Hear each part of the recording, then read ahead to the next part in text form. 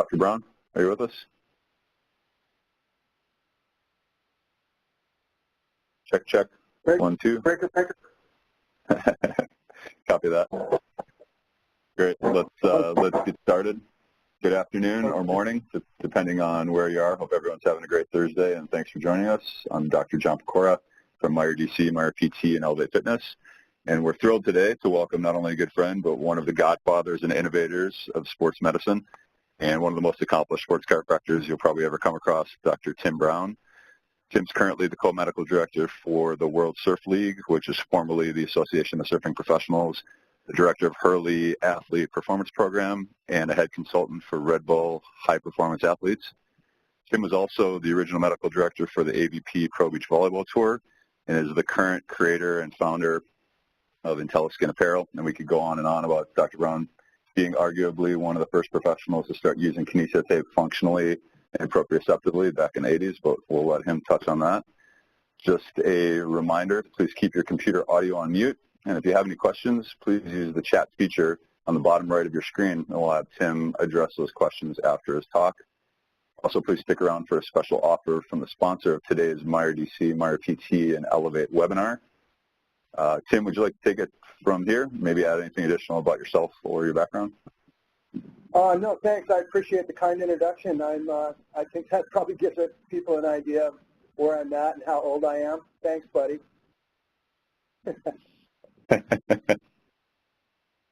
So should we just take it over from here? Start the webinar? Go ahead. Let it fly. Great. Hey, well, thanks, everyone, for the opportunity to show up before you today on your computer boxes. And I'm hoping that we can get maybe more of a two-way thing going here conversation-wise, so that I'm making sure that I touch on the points that are most pertinent to your practice and what you're most intrigued about, whether it's in taping, soft tissue, sports, chiropractic sports medicine, or what have you. I'm wide open to your questions. I want to make this about you, not me, so feel free to jump in at any point, as Dr. Pecora mentioned. So we're going to talk today about specific proprioceptive response technique, and obviously I'm not a marketer making up that name, but it really talks to what the technique does. We're really trying to reconnect the body after injury. Our subsystems disconnect after an injury, and we're going to talk about that a little bit. And but I'll take you through the slides and let me know what you think, okay? We really are focused on treating movement and not muscle. We treat dysfunction and not pain. And that means when someone comes to us with a rotator cuff injury, the rotator cuff is usually the last thing that we work on. Certainly it's part of the examination and the functional movement testing that we do, but we really are looking to treat that dysfunction and not the pain. And oftentimes that dysfunction is created by muscle imbalances, created by being right-handed or left-handed, being a rotational athlete, an overhead athlete, a one-sided athlete. All these things add up to create the imbalances that we'll talk about through the webinar today. One of the things that kind of puts us in a bad spot is, as much as we needed that education and the basis for our science, we learned anatomy and physiology from a reductionist perspective, and that means we learned it in pieces. Yet we operate as a whole. And when we try and take the body apart and work on an ankle or work on a wrist or work on a spine, and we leave out the rest of the body, we leave out a tremendous opportunity to really help that patient and to educate that patient on what they need to change and what choices they might make in the future to keep them from having to come back to see you. I mean, that's the best marketing program in the world, right? Success and results. So that's really important, that we start to look at things as subsystems that all need to be connected for the whole to work. One of the things I learned early on as a medical director is that you can't operate on an island. In fact, that was the model before I got into sports medicine. Was it was ATC and MD run, and God bless those professions because they're super important. But as an athlete, I always felt like there was something I was missing. I was injured a lot, And so had a lot of time to think about it. And I always wondered why we weren't part of the rehabilitation program or part of the healing program. Why isn't the patient or the athlete more involved in their own care? And so as a medical director for at first the beach volleyball tour, that was one of the initiatives I wanted, was to have a team that was integrated. And so you look at an interdisciplinary versus a multidisciplinary care model, and I want to delineate between those two. The definition there is an interdisciplinary team works together and they communicate, and they're there for the good of the patient. The multidisciplinary team is you take a crack at them, I'll take a crack at them, no pun intended as chiropractors, but the MD will take a look at them, and then the DC will look at them, and then the PT will look at them, and nobody's talking. Everybody has their own care model, and nobody's working together to share the information that could benefit that patient greatly and get them from point A to point B much, much quicker and more efficiently.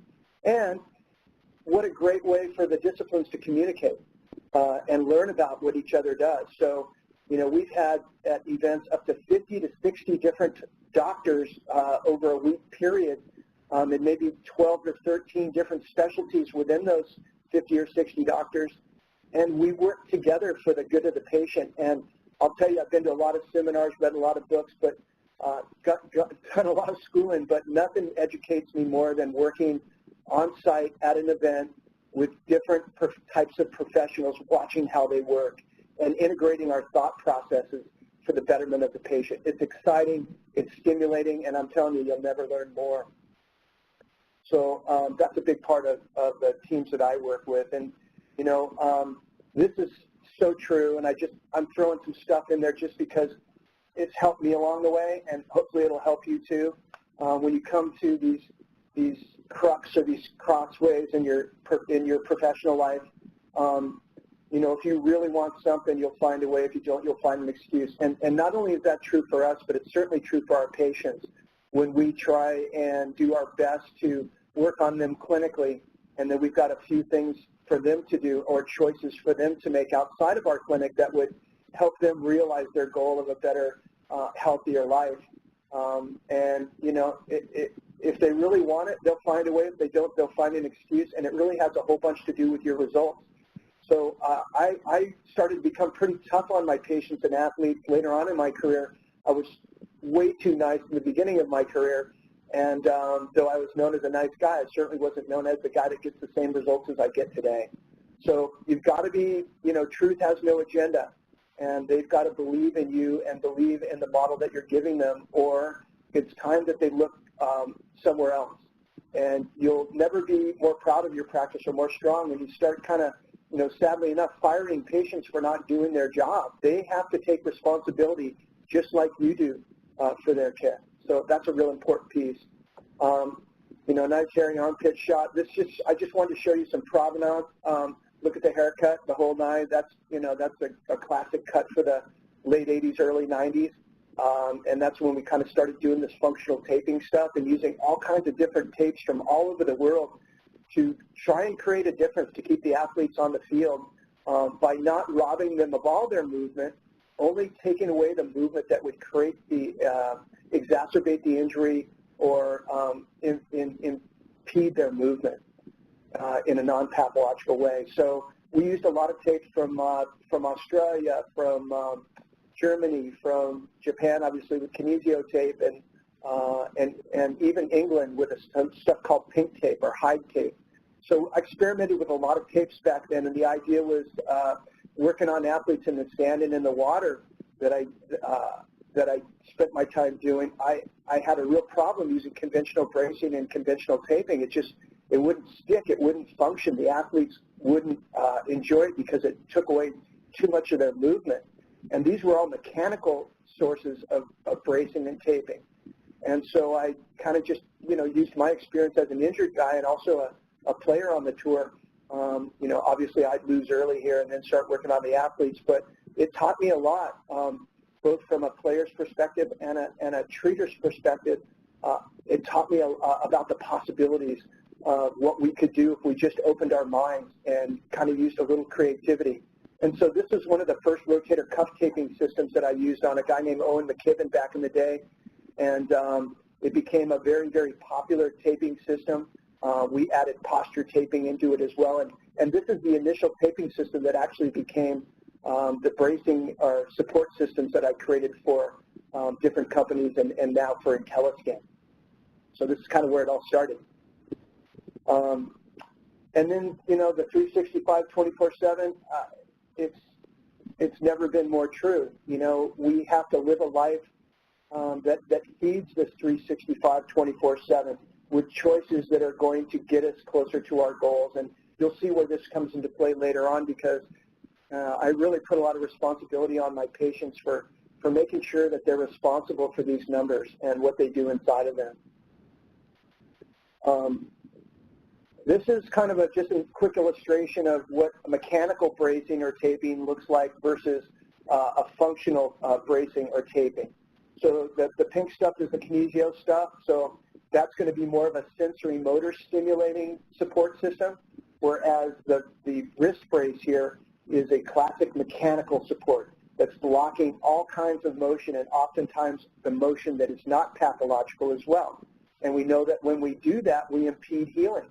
We need to get the physiological pump pumping again after injury. And so if it's not contraindicated by the severity of the injury, we really believe in early movement. In fact, I don't have slides on it here, but we'll talk about it at the seminar that I'm going to teach on this, and it's the old RICE model, rest, ice, compression, elevation. Well, get ready for this, kids. It's out. We don't ice anymore except for on rare occasions and for maybe quick ice massage or cold plunges or the cryotherapy tank, but we don't put appendages under ice for 15, 30 minutes anymore. We found there's a book called Iced, and I could speak the whole time that we have here on just the icing issue itself, but what ice does is ice blocks a vital hormone, IGF, from being released into the system. And if you've ever iced a sprained ankle before, what happens when you take the ice off, boom, it swells back up again. There's a reason for that. Our body's been working on this healing system for, depending on your beliefs, for thousands of years at the minimum. So it's got it down pretty well. And within that swelling is very, very important chemistry. Of course, chronic swelling is something we don't want to see, and there's compression and exercise and massage techniques to help with that. But the ice stuff is out. So if you've got any questions on that, hit me up. Okay, this is about the last time we moved well, most of us. This is a 4-year-old kid moves about as well as anybody because their technique is perfect. They've got no stress built up in the body. They got their big old pot bellies that they're breathing into diaphragmatically. They haven't started sitting yet, is the bottom line. We find that once we start to sit, the body just goes backwards. The anterior chain is turned on. It shortens.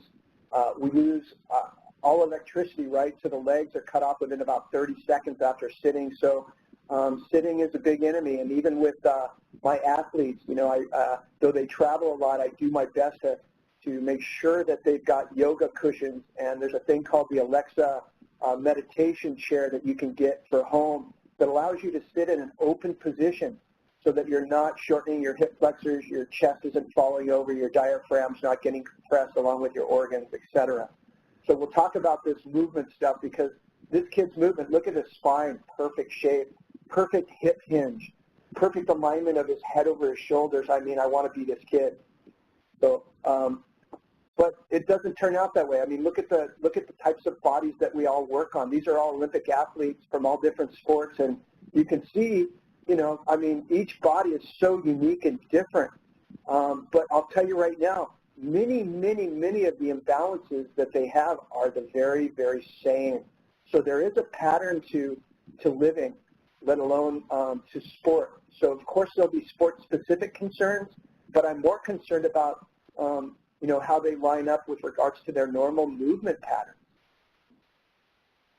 This is an inspirational picture, and I read this story. It was in the New York Post, and it was an incredible story a couple years ago about the lady that you see on the screen left was at a wedding, and the lady she's talking to on the right there, the young gal, was a yogi, and she was her granddaughter's best friend. And she was talking to her, the older lady was talking to her at the wedding going, God, I wish I could dance. I can't even look up and see my partner anymore, and I want to have fun with you guys. And so she said, well, you come to see me for a year, and I'm going to change your life. And the lady was, you know, she had nothing else going on. She said, yeah, I'll do it. And that is the same lady on the right after a year working with yoga. So mobility is critical. And along with that, breath, which we'll talk about very soon as well. It's a critical component.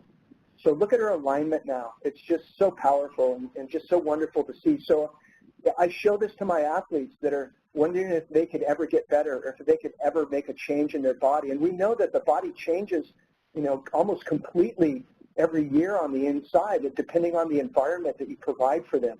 And obviously this young lady now looks great, moving well, and has a whole new lease on life. So as I mentioned before, I think the model is broken.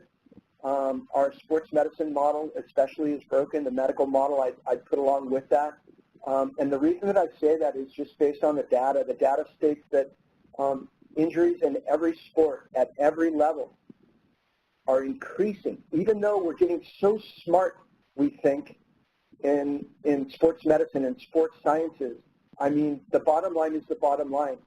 I think it has a lot to do with, you know, society as well, the biopsychosocial piece, and also the piece that states that, you know, these kids are playing sports year-round now. In fact, the more talented they are, the more they're going to get stuck in one sport. And statistics show that those are the ones that are the most injured. You look at the Steph Currys and you look at athletes that are super high level, and those are the athletes that all played multiple sports growing up. So the best athletes played the most sports. So something to consider when you're counseling your patient. So the other thing is, the other huge piece that I want to drop on you today is that I don't train athletes to get bigger, faster, stronger anymore. I don't train athletes to get balanced anymore. I train them to move towards balance, but balance will never happen. We are not balanced creatures. We're never built to be symmetrical. And anthropologists found this out by blindfolding a couple hundred people and having them walk in a straight line. They all walked in a concentric circle. Each one of them, the only outliers were two people that walked to the right instead of the left, but we all walk in this clock spring spiral that's basically the same math that makes up our DNA, the curves in our DNA, the spiral shape of our muscle spindle, the way our joints move. We all move in spirals, and we'll talk about that. I'm a little obsessed with the spiral and the Fibonacci sequence and the golden ratio and how it works with the body. So we'll talk about that in a bit. But so the idea here is I don't train for bigger, faster, stronger. I train for recovery.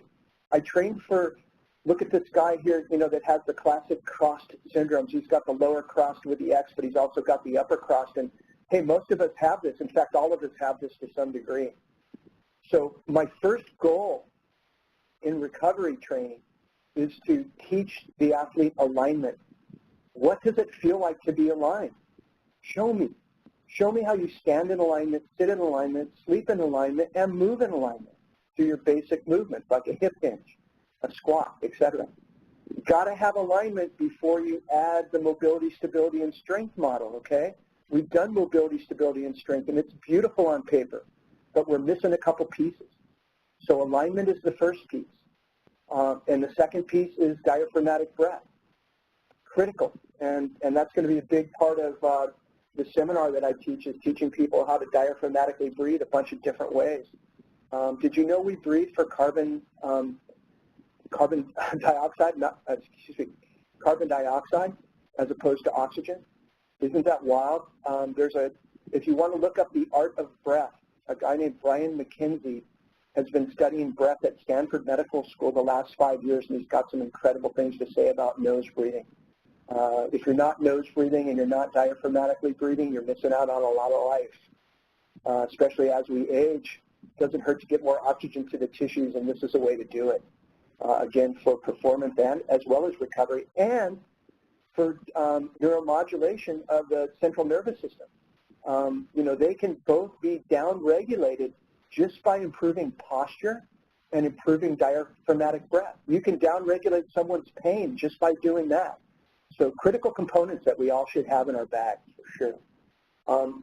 Before I get into the mobility, stability, and strength, I just want to state this thing that's at the top here that's pretty obvious, but this is what I base, all my history taking on, and everything with it. Each patient that I see is really based upon you are what you eat, think, and do. You can't get away from it. Back when I was in school and I was being taught, it was biochemistry, structure, and mind.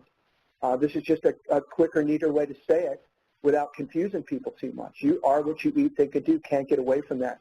Of course, your genetics have a bit to do with it too, but those now we have found can also be altered by these things as well. So let's go here. We got the mobility, stability, and strength stuff. So we'll talk about kind of the methodry that we use with that.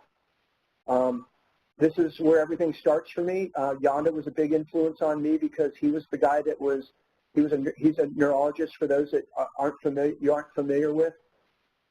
For those who are not familiar with Yanda, he was a neurologist, but he was also into rehabilitation, believed because he had polio as a kid. That's what developed his interest in that area, and he's created such great information for all of us. And if you're not a big Yanda reader, it's time to get into it.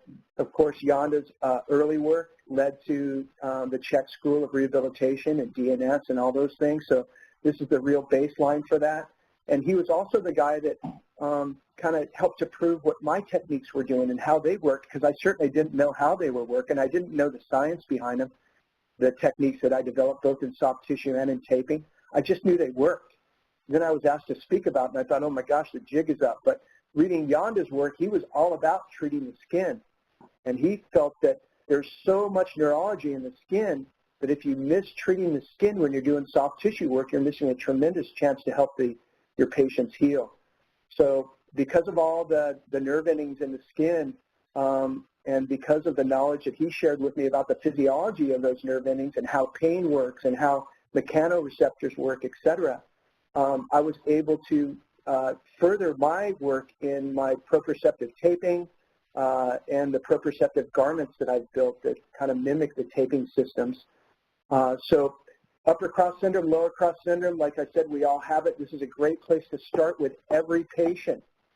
Every patient has to kind of pass through this particular filter before we even move on to what else is bothering them. But they've got these upper and lower cross syndromes, and they're the first things that take you out of alignment. They create a lot of rotation, pelvic tilt, and anteversion in the body, et cetera, especially in the shoulder and the hips and the pelvis. So this is another piece here.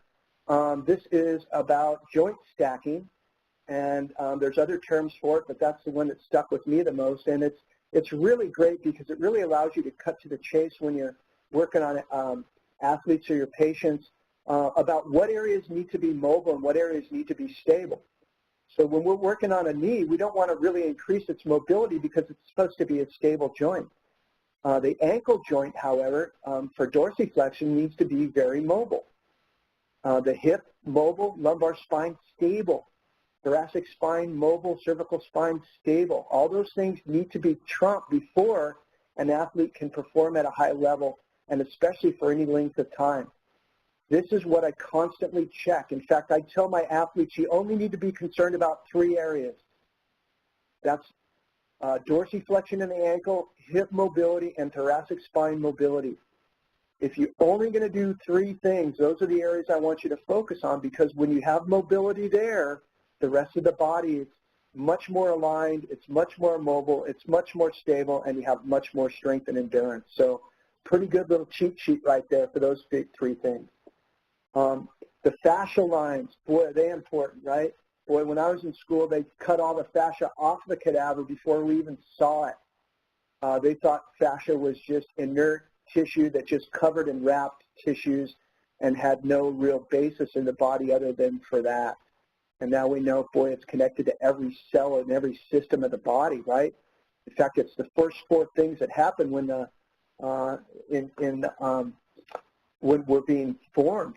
You know, there's 4 diaphragms, and they're made out of fascia. We call them muscle, but they're really made out of fascia. In fact, they're having a hard time delineating between what is fascia, what is tendon, what is muscle. Or excuse me, what is fascia, what is tendon, what is ligament. They all run so closely together that it's hard to take them apart. So, you know, we use a lot of times the sweater analogy. You know, if you got a snag in your fascia somewhere, it's like having a snag in the sweater. And if that sweater covers your whole skin, every part of your body is going to be affected by that one snag.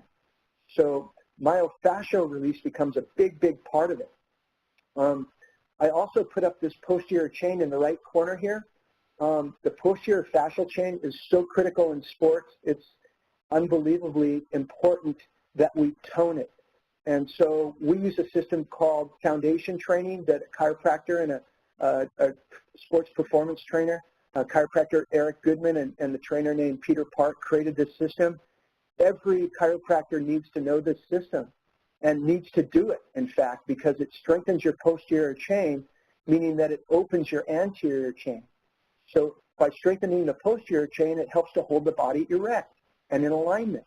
And it's always, always without fail, the area that's most lacking on the athletes and patients that I've seen throughout my almost 40-year career.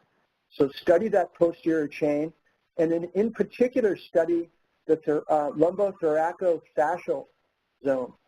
It's an area where we actually store energy. It's if you're a baseball pitcher or a thrower or a javelin thrower, if you've got good mechanics, you actually store energy from the lower body that loads up into that thoracolumbar chain and sends it through the funnel of the scapula and out the arm. So critical component. And then we've got a little breath thing going on here, diaphragmatic breathing. Really important. Let's do it right now, okay? It's not that hard. If you're sitting down in a chair, I want you to put one hand on your chest, one hand on your belly. And the goal here is to not let the chest raise. It can expand but not raise. The goal is to fill the belly. And in fact, if you can fill the belly, you can fill the back, almost into your back pocket. So if we go ahead and take a very slow 4-count breath in through our nose and let it go all the way into the belly and into your back pocket. Let's do it. Hold it for 7 counts. And then the key here to switch on your parasympathetic system is to let it out in 8 counts. So the slower you exhale, tongue against the roof of the mouth, and slowly make a sound, or you can let it out slowly through the nose, even better. Not only does it increase oxygenation by, they say 10 to 15% in your blood, more oxygen in your blood, but it also downregulates the nervous system. You know, we've all seen athletes before a big play take that big breath, right? Don't know whether the coach told them or not, or if it's just innate. I believe it's more innate that this happens. But if you get the mechanics of breathing down properly, what a great tool for life. Top 10 tool for life right there. We breathe 23,000 times a day, 176,953,000 times plus in our lifetimes. We've never had a lesson, most of us. Let's get down with learning how to diaphragmatically breathe and then teach our patients. The mobility piece here, again, here's your foundation training the posterior chain. This is Brian King being the model, and then Dr. Eric Goodman being the teacher here. And what he's doing is keeping his spine straight, shooting his hips backwards. His goal is to get the ASIS as far away from his fingertips as possible, trying to create space between the ribs and the pelvis, and aligning the spine by putting all your weight on most of your weight, I should say, on your heels. And that's what switches on the posterior chain. This is an exercise right here, folks. It's 20 seconds in this position. And as you gain skill here, you work up to 8 repetitions of 20 seconds. You will sweat like there's no tomorrow. You burn because you're opening up that anterior chain. It's constantly being closed in our lifestyles today, folks. So this is a great way for us to not only teach ourselves a new skill, but something that we can give to every one of our patients to improve posture. They've probably got a couple hundred exercises. this is my favorite here. This is my go-to every day. But I would really encourage everyone to look at this, whether you're treating geriatric patients or you're treating the best athletes in the world. You cannot lose with this technique. It's wonderful. I also, for mobility, once a patient is advanced enough, I use something called Ginastica Naturale. And it's G-I-N-A-S-T-I-C-A, and it's Ginastica Naturale. And so it's a Brazilian technique based upon animal movement, gymnastics, jiu-jitsu, and hatha yoga. So the reason that I love it so much is because they focus so much on breath with movement. So you learn to move like a fighter with and how a fighter breathes. A fighter has to breathe to protect all the time. And I think that's something that we're missing in our paradigm, is teaching this protective breath. We all need it. All right, so this is the SPRT myofascial release technique that I use on everybody. Of course, I'm a chiropractor. Of course, I adjust, but I adjust a lot less because I don't need to adjust when I do these techniques. It takes more time, but the results are profound. My goal with every treatment is to get 50 to 80% improvement based upon their presenting symptoms that day. If I don't get it, I'm really thinking I've misdiagnosed. I'm missing something there, because I believe if we do things right and we treat the cause of their pain, not their pain, we don't treat the muscle, we treat the movement, we can get incredible results. You know, I've read like that 20% is supposed to be a nice result. Well, I'm not satisfied with that when I know I could get 50 to 80. And like I said, it takes more time to do it, but what you learn about the patient and how accurate you can be with the exercises that you prescribe, they can't deny that what you're doing is helping them. And they also can't deny that if they don't change what they're doing outside of your office that caused the problems coming back, they're paying you more money. So the choice is theirs. And again, I found it as a great marketing tool. When you get people better sooner, they want to tell the world about it. And in this technique, it says down at the bottom, treat the skin, then find the next barrier of resistance. It's almost as though you're looking for sand underneath the skin. So the touch is very, very light when I palpate, but you can really start to read the restriction of tissue motion. You should have 6 layers of tissue. They should all slide on one another. It should feel hydrated and loose in there. And when it doesn't, when it feels like there's sand or in some cases dirt clods underneath there, you know you're on a spot that needs to have some repetition. So wherever that spot is, I'll do 50 to 200 strokes on that area of relatively very light tissue, just going to the border or the barrier of resistance, I should say. And I treat lesions as though they're chunks of ice. And I picture my hands as hot irons. And when I'm going through that ice, I'm not breaking it, I'm melting it. And for me, that hydrates the area. And as the patient starts to get better and they're gone from the acute stage to the subacute stage, I start to have them move as I do the tissue work, which brings their brain and nervous system into the picture, but also stimulates the physiological pump, right? Because they're pumping muscles. Our muscles are secondary hearts. And when we pump those muscles, we're bringing blood to the area. So really, for me, it's my go-to technique. There are other techniques out there. There's lots of ways to skin the cat. I'm not saying everybody has to do this one. I just know that the results have been fantastic, and I'd just love to share that with you. The next deal is about the specific proprioceptive response taping, and it's a hybrid approach because I use different material. After I do the tissue work, I have a pretty good idea about what needs to be stabilized if there's a ligamental issue or a ligament issue, if a muscle needs some help to keep the body in alignment, I'll give that muscle help, etc. But I used that brown tape that you can see right there is called Leukotape. And what you can't see right here, but you'll see in another picture, is the tab that I build to help support or create a lever to help support soft tissue in very specific areas. You can build artificial ligaments, tendons, Even bones in a pinch, if it's an emergency situation, we've been able to really do some amazing things with fractures, but only when we're on site and we're trying to get them to medical care just to stabilize them. But because the skin is such a powerful, has such powerful neurology, we're able to really use the skin to help not only diagnose, but also to help calm pain. So some of the principles that we use in SPRT are physiological principles and laws. And this first one is called Hilton's Law.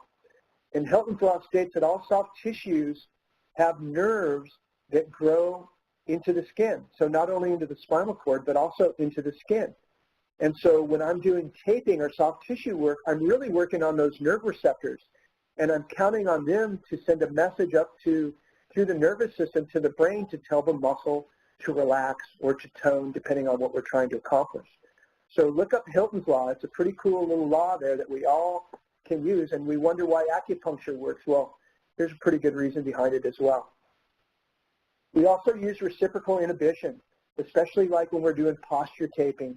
We'll tape the interscapular muscles so that they can adjust and align the shoulder, right? There's 4 joints to the shoulder, and without that thoracoscapular joint working or being in alignment, I should say, you're not going to allow those other joints to align, and you're going to have dysfunction in the shoulder.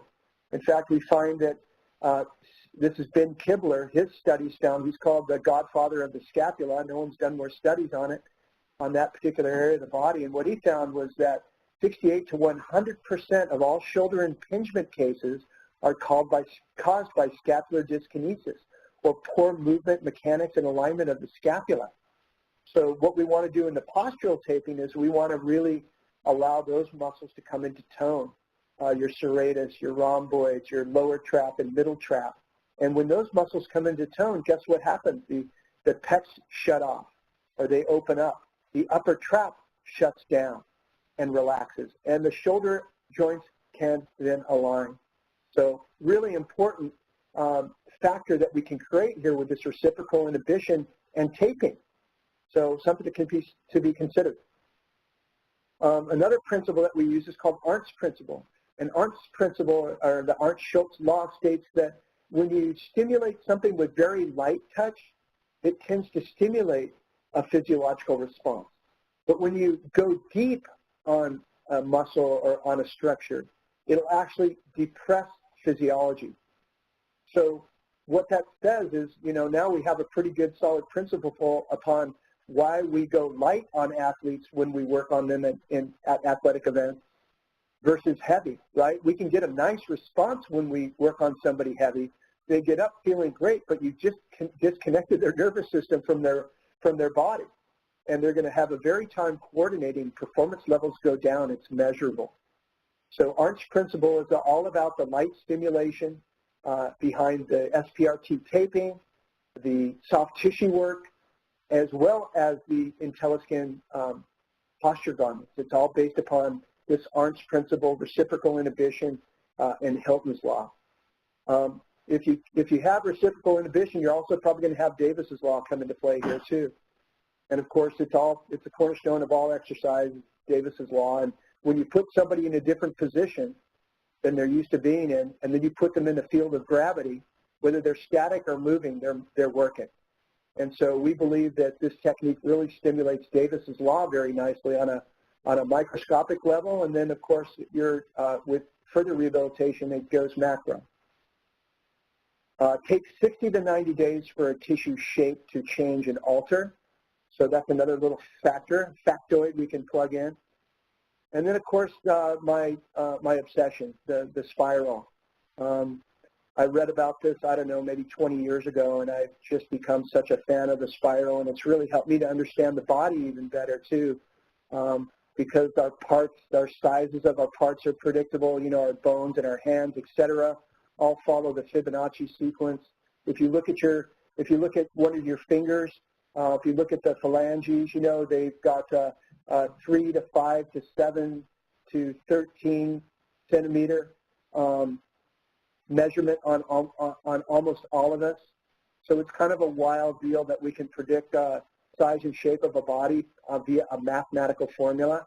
So if you haven't looked up the Fibonacci sequence or the golden ratio, Fibonacci sequence is 0, 1, 2, 3, 5, 8, 13, 21, 34, boom, boom, boom. It goes on and on to pi. So it's an incredible number. It's how our universe was built. Everything organic in the universe has this formula built into it.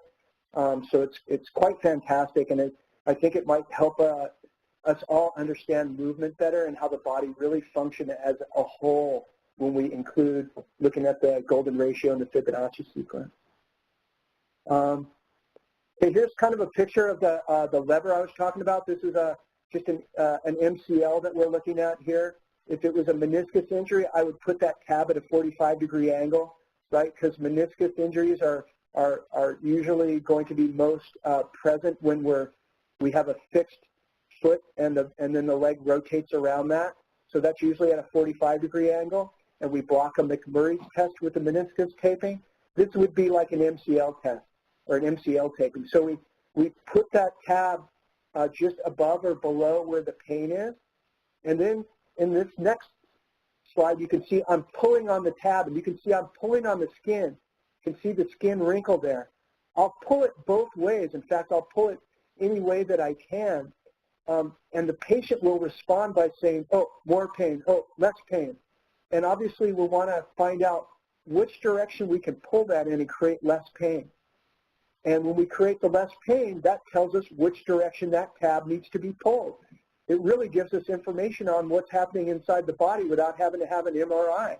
And it also involves the patient. They really appreciate that too, because they know that, hey, this person is really doing something for my injury and my pain. They really understand it.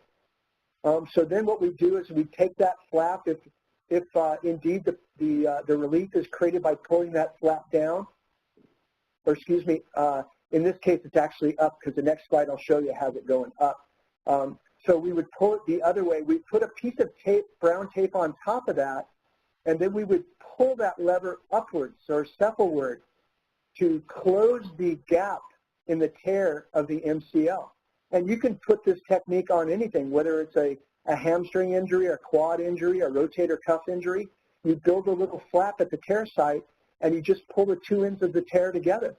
And that's really it. It's very, very simple. The next piece shows, or the next slide shows me using a kinesio type of tape to pull down over that injury. And the reason that I'm pulling down is because, as I spoke, the patient had more relief when I pulled that flap up. So you ask, why is he pulling the tape down? Well, using elastic tape or the kinesio type of tape, you've got to remember that wherever you start that tape pull from is where the tape is going to pull towards once you lay it down. So it's going to pull cephalward just as the brown tape underneath would. So that's a real important nuance to this type of taping is just understanding the physics of elastics and how we can use that to our advantage. So of course I'd use 3 or 4 more pieces of that elastic tape over the top, and the reason that I use the 2 tapes is, one, that brown tape really gives me kind of a mechanical feel of support. I'm really literally trying to mechanically pull those 2 ends together. Now the tape over the top, or the kinesio type tape, is purely sensory motor. I'm really trying to reconnect that patient with the tissues above and below the injury so that they can, again, feel that injury, feel where it's at without having to look at it. If you've had a sprained ankle before and then you've started to heal and now it's time to, you got rid of the crutches or the cane and now it's time to walk again. Well, I guaranteed you didn't just start walking. You started to walk slowly and your eyeballs were on your foot. You've lost communication with that foot through the injury. And this is how we reconnect. We stimulate the body proprioceptively above and below the injury to reconnect that injury. It's almost like that injury, in that injury spot, it's had a stroke. And we've got to re-educate that nervous system and that brain and those muscles to fire and to come online again. This next taping is just a real basic taping that I do on many of the athletes that I have with, whether they've got a problem pronating, a flat foot, or they have a lower extremity or a low back injury. I do this modified Lodi taping system where I use that the levering system or the tab to lift up where you see those arrows are on the red tape. There's some Leukotape underneath there, and I've put that flap there, and I've lifted that arch up. So that's another example of that we'll go through in that seminar as well. We can tape, if you've got a body part, we can tape it. Here's another example of building the flap up here. And here's a guy who's got ATFL injury. This is Felipe Toledo. If you want to see some incredible footage, just look him up on YouTube. He's, I believe, leading the world in surfing right now. He's at the top of the leaderboard. And Brazilian guy that's just tough as nails. This was at the U.S. Open. He had sprained his ankle early in the week. You see I'm putting Leukotape, that flap on there. I'm going to approximate that ligament and pin that ligament back together so his body feels like it's whole. And then you can see some rock tape in the background there. I use a lot of rock tape because they have made a special hydrophobic coating over it that allows me to tape my athletes and put them in the water and allow that tape to stay on. So great product there. I use a 2-inch and a 4-inch. I love the 4-inch because I can build socks out of it. But this is the first piece to that ankle taping. What was kind of amazing about this one was that at the beginning of the week, I gave his sponsors probably a 30% chance for him to be able to make it through the whole contest, and that's just to compete. And holy smokes, if the guy didn't win the whole contest, wearing the tape all week long, and it's really nice when they get up on stage and they give you and the tape job a nice little hunk of credit. Of course, it wasn't us doing it. But boy, it sure feels good to be involved in a big win like that. The next shot is of of John Florence, John Florence, two-time world champion in surfing. What's happening in the surfing world right now is a epidemic of injuries called Liz Frank injuries. They're midfoot injuries, where there's a ligament on top of the bone and the bottom of the bone that holds the arch of the foot up, and or the midfoot up, and that bone that ligament has been traumatized and torn in probably 5 or 6 athletes in the last 2 years. My first, say, 30 years on tour, never one of them. And so the reason behind this epidemic is because guys are now getting out of the water and into the air. They're boosting these tremendous airs, sometimes 20 feet into the air. I should have included a slide of John doing what he does best. But these taping systems can repair and help them get back to surfing much sooner than they would have, because if they don't have this taping on them when it's time for them to walk again, they compromise with their pain and start to create gait patterns that are going to create other problems, whether it's in the knee, the hip, the low back, anywhere up the chain. So strapping them like this allows them to feel more normal and feel more confident in their injury, and so that they can get back to their normal gait sooner. If a patient does not have a normal gait, do not allow them to walk. Get them on crutches. An abnormal gait will create big problems, whether it's in a week or a month or 2 months. Just walking differently, as you know, the mummy walk, we call it, will create a problem elsewhere. So, they've got to be humble for it. Might only be a couple days, but until they walk normally, get them up on crutches. So this is at the U.S. Open of Surfing. Things have changed. I had a picture up earlier, but my webinar slideshow was too long, so I took it out. But it was the first year that I worked at the U.S. Open. It was just me under one umbrella. Had an ice chest because I used ice back then. Sorry, I just got a phone call. What's unique about this is that it was just me back in those days, and just one security guard, an umbrella, and a table, and an ice chest, like I mentioned.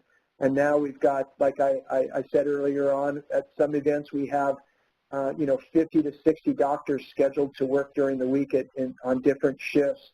And this is a great illustration of a a chiro and a PT and an MD all working together to help someone's that looks like a posterior lateral knee injury. And we're all kind of working together here while I'm taping to provide opinions to help this athlete out. And of course, we're also getting opinions from the athlete in real time so that we can create the best support system possible. Let's see here. Next is, oh yeah, okay. So this is the posture taping system that we use to create the IntelliSkin gear. So I'll kind of show you how that works. You can see the leukotape underneath there. I put leukotape on at the coracoid process, make the flap there, and then pull posterior because we want to create a posterior tilt. Almost all of us have an anterior tilt going in our shoulders. It's usually more on the dominant side than the non-dominant side too. So I give a little extra emphasis to that dominant side so that we can create some balance there. So you can see the shirt now that was created based upon those lines. The angles that I use are Fibonacci angles between 32 and 45 degrees, depending on where the strap is put, and that helps to align the shoulder with the opposite hip, which is an important line for us too. That's and there's what the shirt looks like if you haven't seen it before. We did, let's see here. I think I just killed, there we go, okay. So we did lots of studies with the shirts too. This one, they wore the shirt for 2 years. Every athlete on the team wore the shirt. Not only did they win the national championships, but they had 0 shoulder injuries and upper extremity injuries noted in over 2 years. And the guy doing the study is Mike Shepard, now an orthopedic surgeon for shoulders for the Los Angeles Angels. So we've got lots of guys wearing it. LeBron wears the lower body gear. Dwayne Wade, as you see here, is wearing the upper body gear. Got Draymond Green wearing it here. He hasn't been doing too bad. You got the Cy Young winner, our MVP here, Verlander wearing it. You got Hanley Ramirez showing off after he just hit a Grand Slam home run, giving props. Even Andrew Luck's wearing it after his shoulder injury, obviously before as well. And our buddy, the butt fumble man, my good buddy Mark Sanchez. And then not only these guys, but also entertainers are wearing it, singers, et cetera. And you know you've got it made when you got Mr. Bieber rocking your stuff. So anyway, that's kind of it right now, what I have to or what I had for you today. And now I'm happy to answer any questions you might have. Thanks so much, Tim. Really appreciate it. Really interesting and important info. And just a reminder, everyone listening, you still have a few more minutes for questions. So if you have any, please use the chat feature on the bottom right of your screen, and we'll have Tim address those questions. Tim, one of the first questions, and I know you touched on it briefly with regards to taping, but can you speak quickly to the importance of patient feedback when it comes to your soft tissue technique and how much you utilize their feedback and response throughout the course of that treatment? For sure, thanks. Yeah, everybody's sensory system is wired differently, right? Everybody's sense of how much pressure they can take is different and unique. So instead of me just using 5 pounds of pressure on everyone, what I do is I use a system 1 to 10, and I ask the patient to help describe their pain on that scale. So I never want to get to a 10. 10 is a pain. I want to work at a 7 or below. And I use, you know, if you're changing your breath, if you're having to hold your face in a certain position, if your voice is changing, all those things are signs that, hey, you're probably a type A person and you want me to give you as much force as possible. But because this is a sensory motor system stimulus, we need to work with the nervous system, not against it. I never put anybody in pain when I'm working with them. So their feedback is critical, not only when I'm doing the soft tissue stuff, but as I mentioned, even with the taping stuff. I look for perfection. My goal is a 10. I want to get rid of all their pain. I want to line their body up so that they're in perfect position. Now, we're not going to get a 10 because, you know, nothing in life is perfect, but we want to move towards a 10. The goal is to get them to as good as they can be. And when they give you that feedback as well, it helps me to understand, you know, am I doing everything just right with this patient? Or based on their feedback, should I change it up a little bit?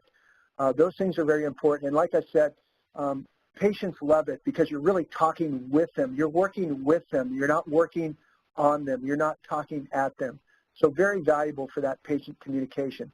When that happens, they really start sharing stuff. That's great. Thanks a lot, Tim.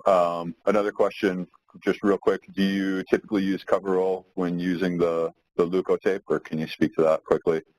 Yeah, it's safest to use Coverall, but I don't quite honestly use it unless I know that they've got skin issues. I go right to the leukotape. And if they're going to wear the tape for a longer period of time, for like days on end, then I would say that's probably the safest way to go because it's just easier on the skin. So if you're not sure, do a tape test on their forearm. Just cut an inch square of tape off, whatever tapes you're using. And at the beginning of your treatment, put that tape on them before you even do your tissue work. Just put that tape on their skin somewhere. And then after, if you've been treating them for 15, 20 minutes, look at that tape, see if there's redness under there.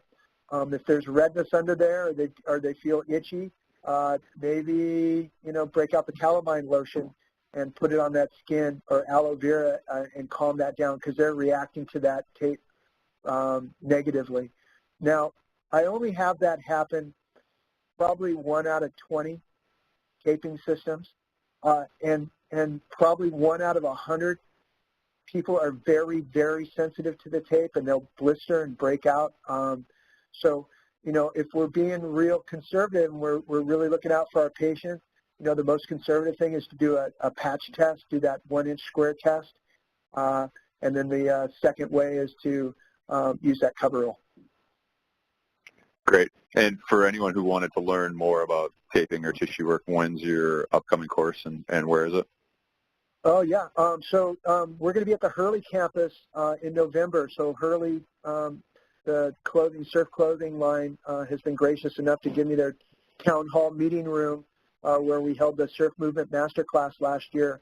And, we're going to roll it out in there. And we're going to do a lot of work with tape and a lot of work with soft tissue. And those are the 2 main modalities that I use with these athletes. So anything that I can do to help elevate somebody's game, I'm going to do it. We're going to hold it down to a lower number than most seminars, because it's really important that you and I talk one-on-one, and that you and I deal with the problems that you're dealing with clinically, and we create some solves. I want everybody to come out of there on Monday just so fired up to go use this stuff on their patients. And of course, I can't wait to get everybody's feedback too, because I'm always trying to improve how I work too. And everybody out there listening right now's experience is different than mine, and I want to learn from your experience, and just as I hope you want to learn from mine. Great. And I believe that it's Friday and Saturday, November 2nd and 3rd in Costa Mesa, California. Right. And then yeah, the next, change it up a little bit. Friday night. Yeah. Right. And the next question, real quick, because we've only got a few minutes left. Once again, where can you read on the importance of inflammation and the process of healing, and specifically why not to use ice? I think there's probably a couple different sources. Yeah, you can go online and just look up the end of the Cold War, or look up Gary Reich, I believe his name, and I don't want to hack it. Of course, I lent my book out and somebody took it, so I don't have it here. But Gary Reich, I believe, is the name of the author. The book is called Iced, and Reich, I believe, is spelled. And sorry, Gary, if I hack this up, but it's Reinl. Oh, what's that? I think it's Reinl. It's R-E-I-N-L. Sounds good. Just look up Iced. Somewhere in the middle. Somewhere in the middle there, right? Sorry about that, Gary. But yeah, so he references all the studies that have been done, and just so you know, ice. We started using ice, I believe, in the 40s, and it came after one case of the first time the hospital was able to save an appendage after someone cut off their finger in a work accident. They threw the finger in a lunchbox. The lunchbox had ice in it. Rushed them to the hospital. They saved the finger, and so from that day forward, we started using ice. that was no science. That was just a case study that everybody said, oh, ice, we're on it. So there's study after study after study that is either inconclusive or says, hey, you're really slowing up the healing process. And in fact, in an ankle sprain, typical ankle sprain, maybe 6 to 8 weeks on a grade 2, they say it adds 2 to 4 weeks if you ice it first. So think about that, folks. You may be killing pain with it, but how about using an analgesic instead and using some of the taping technique, maybe SPRT taping techniques to help with the extra inflammation. And then we want to create early movement. So it's more meat than it is rice or price these days when it comes to an acronym. And in fact, in the beginning of Gary's book, the foreword is written by Gabe Merkin, MD, who was actually the guy that created the acronym RICE. So, if that guy's apologizing for us icing everybody the last 30, 40 years, I think it's worth a read. That's great. One more last question. Will the taping technique help the surfers avoid the midfoot injury or just help them with regards to the healing process? Yeah, I don't do that taping technique for prevention. The injury is such a new injury to that culture that I don't know that would play out. Certainly we tape the guys even after they've healed. They want that little extra sense of, oh man, at least I have a little bit of protection here. But it's really, I think it's almost like holding a teddy bear in that case. The forces that it takes to break that foot in that direction or to tear those ligaments. And to do it, folks, the foot has to be, if you can imagine your feet facing forward, maybe one foot out in front of the other, and then on the forward foot, imagine somebody lifting that foot up at about 35 miles an hour and you having to you're basically running at 35 miles an hour and then all of a sudden that foot just stops in an up position. Something's got to give, and our foot wasn't built to go in that direction. And so the bones snap or the ligaments snap. And we're talking about Kelly Slater, John Florence, Kolohan, Dino, Ross Williams. There's just Kyle Abelli. All these top surfers have suffered from this injury. So look it up. It's a really curious and very serious injury, but also something just kind of good to have in your quiver for something that you've seen before. Thanks so much, Tim, for your time. Really appreciate all the great and helpful info. Oh, my pleasure, for sure. And, can't wait to see everybody in November. And, come out, stretch it out a little bit. Let's learn a little chiropractic sports medicine and have some fun. That's great. And PTs as well? Oh, PTs, ATCs, anybody that's into movement, anybody that is into, even there's, I'm sure there's going to be a couple orthopedic surgeons that come because they want to up their game a little bit. We love to see those guys. So just like with our medical crews, John, I'm all about that interdisciplinary approach. And the more people that we have there from different professions and specialties, the happier I'm going to be. And I think the more we'll all learn. That's great. So important. And if anyone else wants to learn more info about Tim's upcoming course, you can visit webexercises.com/Tim-Brown, webexercises.com/Tim-Brown. And if you have any further questions, please feel free to contact your Meyer DC, Meyer PT, or Elevate rep. And thanks so much to everyone for tuning in. Please be on the lookout for a follow-up email from Meyer DC, Meyer PT, or Elevate for the recorded version of this webinar. And once again, please reach out to your account manager for any questions. Thanks again for your time, and hope everyone has a great day. Thank you. Hey, John? Yeah. Stand tall, buddy. You too, TB. Take care. Thanks again.